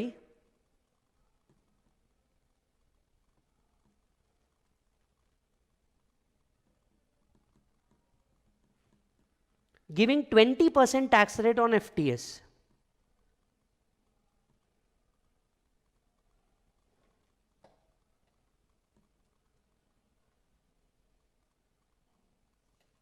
giving 20% tax rate on FTS। Dubai को हम यहां पे OECD का मेंबर मान रहे हैं।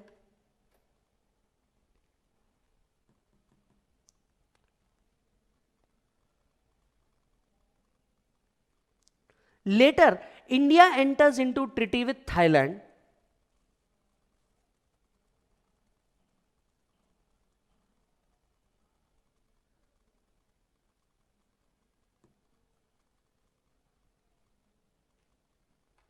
now the rate of tax on FTS is 10%.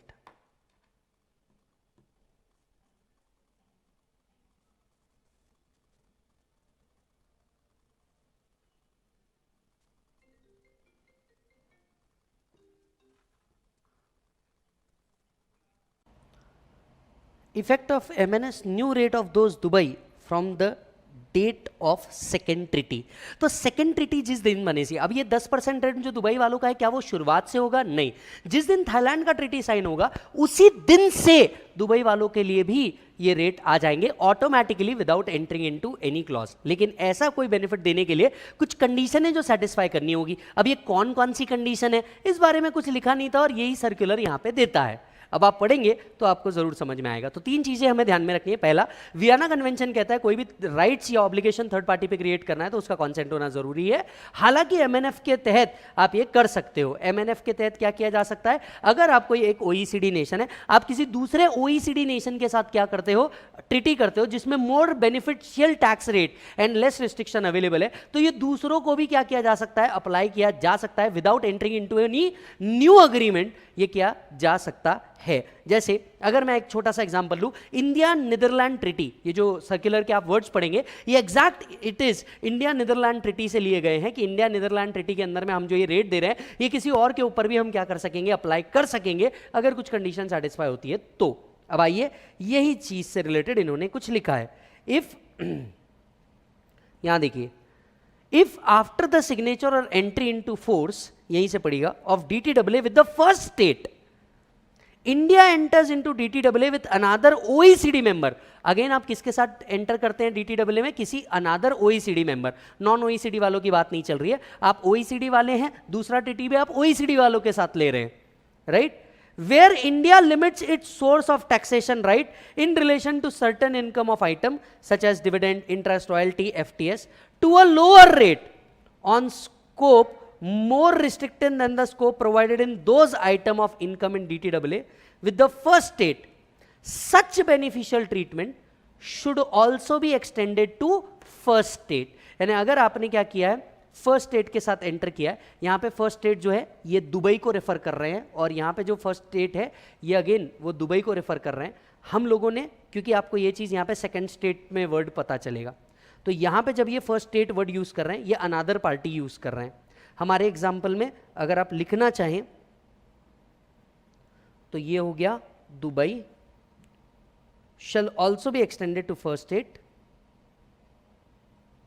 Yes. Through this circular, CBDT clarifies that applicability of MNS clause and benefit of lower or restricted scope of source taxation right in relation to certain item of income such as dividend, interest, royalty, FTS provided in India's DTAA with third state, that is Thailand, will be available to first OECD state. The beneficial tax rate which is given to Thailand will also be available to Dubai, that is first OECD state, when all of the following conditions are satisfied. नीचे दी गई अगर सारी condition satisfy हो जाती है तो जो Thailand के साथ एंटर करके कोई बेनिफिशियल या रिस्ट्रिक्शन प्रोवाइड किए होंगे वो एज इट इज किसको मिल जाएंगे, दुबई को भी मिल जाएंगे. The second treaty, second treaty मतलब किसकी ट्रीटी की बात कर रहे हैं, इंडिया थाईलैंड, बराबर. The second treaty with the third state, third state यहां पे कौन हुआ, Thailand. The second treaty with the third state is entered after signature और entry into force depending upon the language of MNF of treaty between India and the first state. मतलब वो क्या कह रहे हैं, जो सेकेंड ट्रीटी साइन हुई हो वो after the first treaty between India and third state हुई हो. मतलब इंडिया और थाईलैंड की जो ट्रीटी साइन हुई होगी वो after India and Dubai sign होनी चाहिए, तभी जाकर के तो ये फर्स्ट स्टेट बनेगा और ये सेकंड स्टेट बनेगा. Yes. Second, the second treaty is entered into between India and a state which is a member of OECD at the time of signing the treaty. दूसरा क्लॉज ये कहता है कि भैया जो दूसरा पार्टी आ रहा है, दैट इज थर्ड स्टेट आ रहा है, यस, जिसके साथ हम सेकंड ट्रीटी कर रहे हैं, थर्ड स्टेट जिसके साथ हम सेकंड ट्रीटी कर रहे हैं, मतलब थाईलैंड जिसके साथ हम सेकंड ट्रीटी करने जा रहे हैं, सेकंड DTAA करने जा रहे हैं, वो भी क्या होना चाहिए, OECD का मेंबर होना चाहिए. यानी पहला, ये जो थाईलैंड के साथ ट्रीटी होनी चाहिए ये आफ्टर दुबई वाली होनी चाहिए जिसको बेनिफिट एक्सटेंड करना है. दूसरा, जिसके साथ अग्रीमेंट कर रहे हो वही OECD मेंबर होना चाहिए, वो नॉन OECD मेंबर नहीं होना चाहिए. तीसरा, India limits its taxing right in the second treaty in relation to the rate of tax, scope of taxation in respect of the relevant items of income.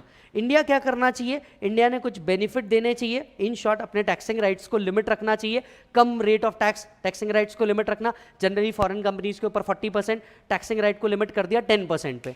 तो India ने ऐसे कोई limitation, कोई restriction, कोई बेनिफिट होना चाहिए जो उनको प्रोवाइड करना चाहिए. A separate notification has been issued by India importing the benefit of second treaty into the treaty of first state as required by the provision of section 91. Generally automatically apply करता है, हालांकि automatic application है लेकिन इसके लिए India एक notification जरूर लेके आएगा. और एप्लीकेशन ऑटोमेटिक है लेकिन इंडिया इसके लिए क्या लेके आएगा, एक नोटिफिकेशन जरूर लेके आएगा कि हम सेकेंड ट्रीटी का बेनिफिट किसको दे रहे हैं, फर्स्ट ट्रीटी को दे रहे हैं. Yes, if all of the enumerated conditions are satisfied, ध्यान से सुनिएगा ये, if all of the enumerated conditions are satisfied, then the lower rate or restrictive scope in treaty with third state is imported into treaty with third state. मतलब किसके साथ की बात कर रहे हैं हम, Thailand, is imported into the treaty with OECD state having MNF clause from the date as per the provision of MNF clause in DTAA after following the due procedure under the law. हम जो benefit दे रहे हैं Thailand को वो किसको benefit pass on होगा, Dubai को भी हो जाएगा. किस दिन से, जिस दिन से हमने इनको ये बेनिफिट प्रोवाइड किया है, ना कि जब से दुबई का एंटर किया था, जिस दिन से हमने इनको बेनिफिट प्रोवाइड किया है, नोटिफिकेशन लाओ, ये उनको भी, दुबई वालों को भी क्या हो जाएगा, अवेलेबल हो जाएगा. यस, याद रखें ये एक सर्कुलर है. डिसीजन अगर कोई कोर्ट का आता है तो the court decision will prefer over this circular. ये लास्ट क्लॉज में लिख दिया उन्होंने. However notwithstanding the clarification above, where in case taxpayer there is any decision by a court on this issue favourable to such taxpayer, this circular will not affect the implementation of court order. मान लीजिए अगर कोई court का कोई order आता है जो और फेवर करता है किसको, टैक्स पेयर को, तो टैक्स पेयर के फेवर करने वाले डिसीजन प्रिवेल करेगा rather than this circular. Yes, इसी के साथ साथ उन्होंने कुछ क्वेश्चंस को इग्नोर करने बोला है इस एस्पेक्ट में. पहला, question number 6 and it's answer on page number 7.42 to 7.44 जो फाइनल के पेपर 6C वाले मॉड्यूल के अंदर में दिया है. यस, इसी के साथ साथ जो आंसर है वो इस कोर्ट पे बेस्ड है, जो इस कोर्ट रूलिंग्स पे बेस्ड है, इसको अवॉइड करना है. It may B notice that in the last paragraph above, this circular will not have effect the implementation of court order. अगर कोर्ट ऑर्डर को स्पेसिफिक बेनिफिट देता है तो कोर्ट ऑर्डर इंप्लीमेंट होगा रादर दिस बेनिफिट. यस मालिक, यहां पे ये पार्ट खत्म होता है. देखिएगा, हम लोगों ने international tax laws paper 6C को हमने क्या किया, खत्म किया. इसे एक बार के जगह आप 2 बार भी देख सकते हैं। जितने बच्चे जिन्होंने मई 22 नवंबर 22 वाले लेक्चर्स परचेज किए हैं, फॉर दैट मैटर सीएमए वाले स्टूडेंट्स जिनके ऊपर ये स्पेसिफिक क्लॉज एप्लीकेबल है, आप लोगों को ये क्या करना होगा, अमेंडमेंट देखना होगा। जो चीजें मैंने लिखी है इतना आप लोगों ने अगर लिख लिया तो आपका काम हो जाएगा। Yes sir. और हाँ, इसके अलावा चार्ट रिविजन्स मैंने ऑलरेडी डाले हुए हैं फाइनल के, तो वो आप देख लीजिएगा। राइट, उम्मीद करता हूं आपको पसंद आएंगे। Till then, bye bye and take care.